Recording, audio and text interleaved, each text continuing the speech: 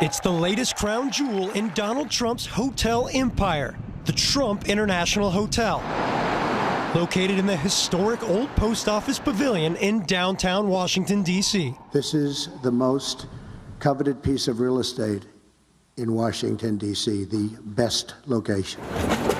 And tonight, it's a conflict of interest staring the billionaire businessman straight in the face. Come January 20th, the incoming president will be both tenant and landlord of this federal property, leased by the General Services Administration, or GSA, to the Trump Organization for $180 million. This was a GSA, and that was one of the most heavily bid projects ever in the history of GSA. But Trump's claim to the property might be short-lived. Federal contracting laws specifically prohibit awarding a government contract to a government employee. Just imagine for a moment a poor GSA employee having to negotiate the annual rent escalation with a family member of the President of the United States. This is incomprehensible. Trump has said he will hand the reins of all his companies over to his adult children during his presidency. But he can't just sign away his hotel. The 60-year lease, personally guaranteed with Trump's own signature, now puts him in a quandary.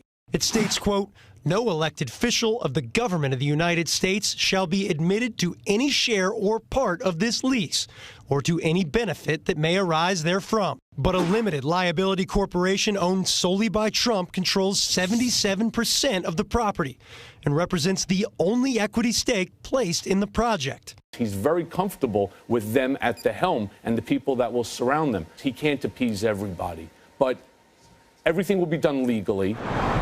But when it comes to the government lease, that may not be enough. Federal law allows the government to unilaterally get out of any federal contract, but the GSA waived this provision in the Trump deal.